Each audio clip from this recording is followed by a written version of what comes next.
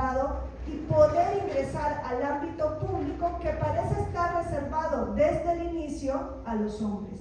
Y cuando me refiero a los hombres hay que hacer una acotación, ¿no? Quizá hombre, blanco, heterosexual, con una determinada formación, una condición económica, porque probablemente una persona, un hombre indígena, un hombre afrodescendiente, pues no estaba dentro del ámbito de lo público.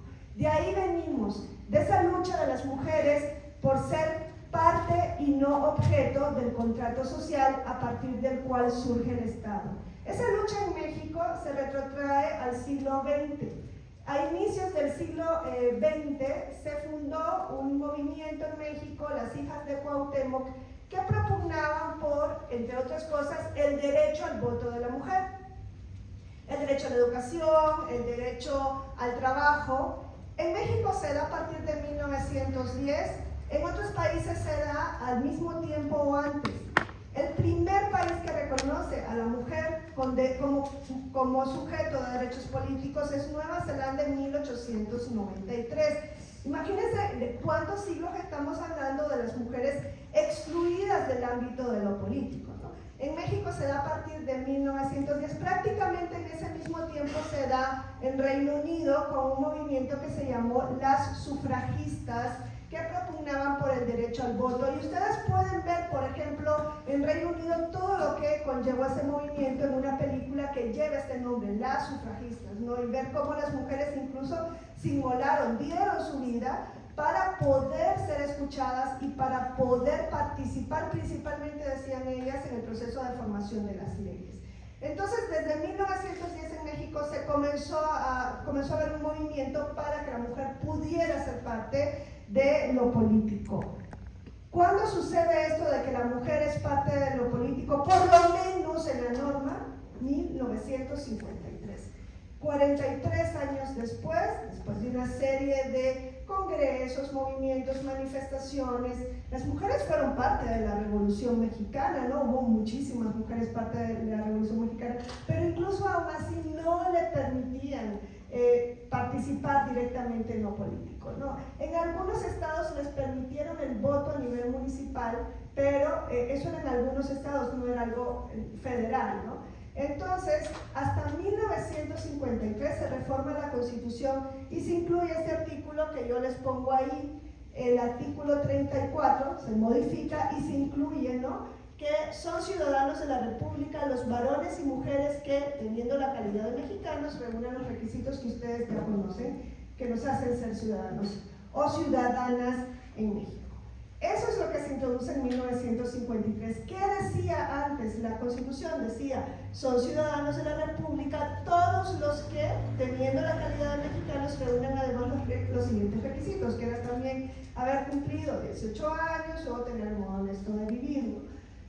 Si ustedes se fijan, antes de 1953, en el párrafo que yo les pongo, antes decía, no, antes de la reforma, no se prohibía expresamente que la mujer fuera ciudadana. Pero el lenguaje es muy importante, aunque a veces nos dicen, no, ¿para qué el lenguaje incluyente? Eso es una abominación, ¿no?, a las reglas de la Real Academia, porque la base no cambia nada. No, sí cambia. Cuando nosotros leemos, son ciudadanos de la República, todos los que, el todos no es neutro, el todos es hombres. Las mujeres no estaban incluidas ahí. Lo que se hace en 1953 es incluir dentro del concepto de ciudadanos, que podría decir ciudadanía, se adquiere la ciudadanía o tienen la ciudadanía en México para que sea más inclusivo, ¿no? Y sí, se mete a las mujeres, ¿no? Está el término ya mujeres. Es en 1953 cuando las mujeres formalmente son ciudadanas en México. ¿Qué significa ser ciudadano? ¿Qué nos hace diferente cuando uno es ciudadano de un país a alguien que no es ciudadano? ¿Qué creen ustedes que significa ser ciudadano? ¿Qué consecuencias conlleva esto? Las obligaciones y derechos que se nos van otorgando. ¿Y qué derechos? ¿Cómo te llamas? Valeria. Valeria, ¿qué derechos se nos otorgan? Por ejemplo, al voto, a la educación, a cargos políticos. Va. La ciudadanía, cuando la mujer entra aquí, se le reconoce la ciudadanía, lo que se le reconoce es, entre otras cosas, como dice Valeria, el derecho a votar y el derecho a ser votado, a elegir y a ser elegida. Pero no solo eso, también el derecho de crear un partido político, que es la asociación política, el derecho de afiliarse a un partido político que ya exista, el derecho de reunión pacífica, de manifestarse en cuestiones políticas. Un extranjero que no es ciudadano en México, miren, ¿quiénes son ciudadanos? Quienes tengan la calidad de mexicanos.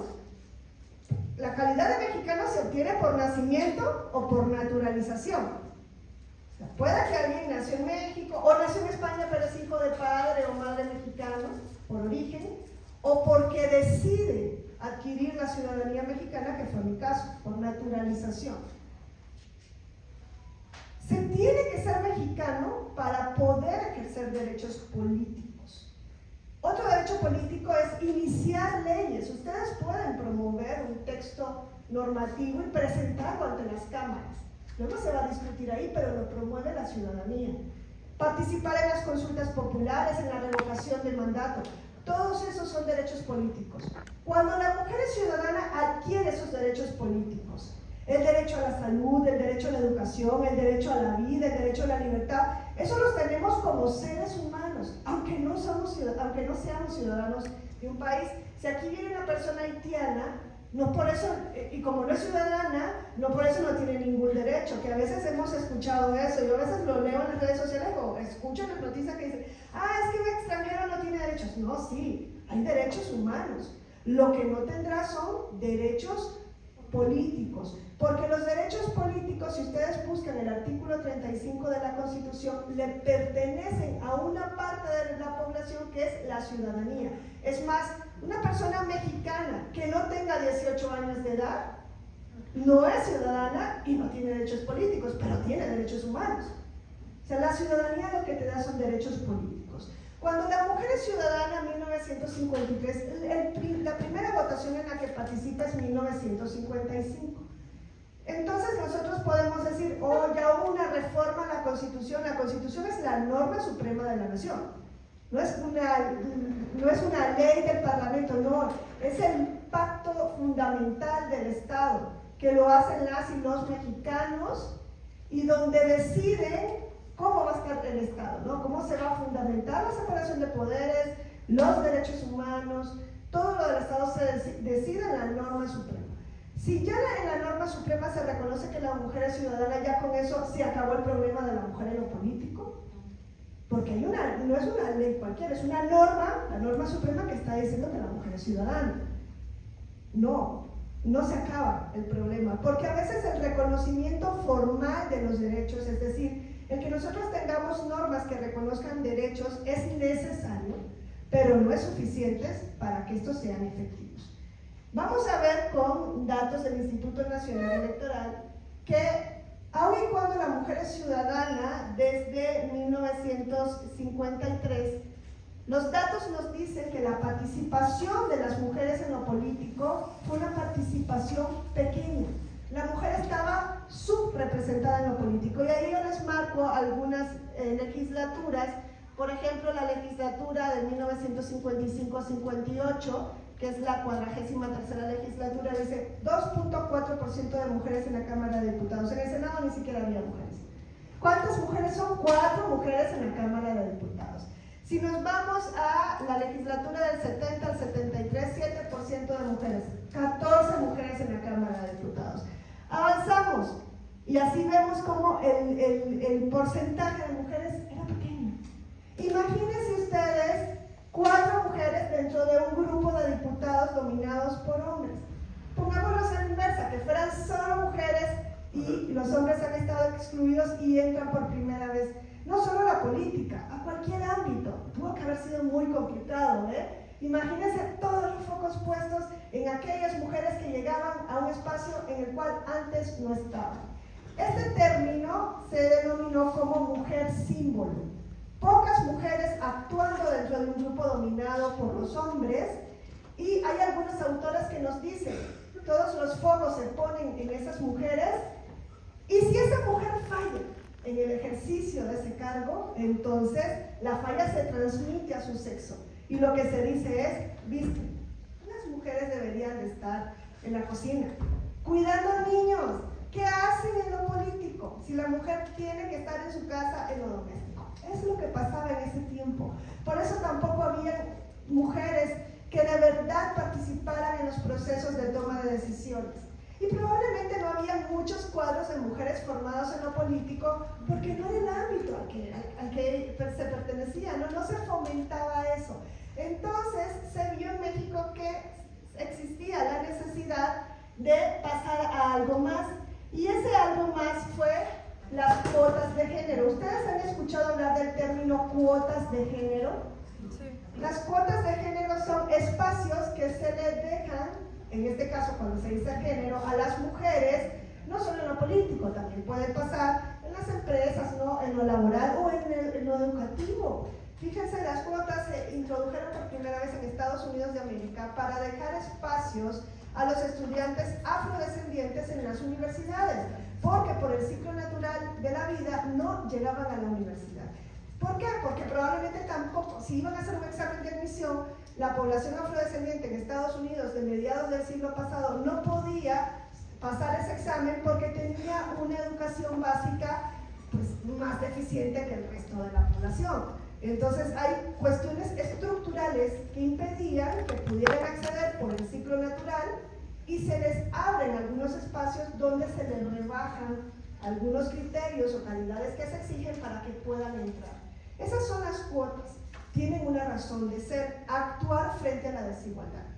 Y tienen un tiempo de vida. Las cuotas no pueden estar para siempre. Una vez que se normalice la llegada de determinados grupos a determinados puestos, entonces desaparecen las cuotas.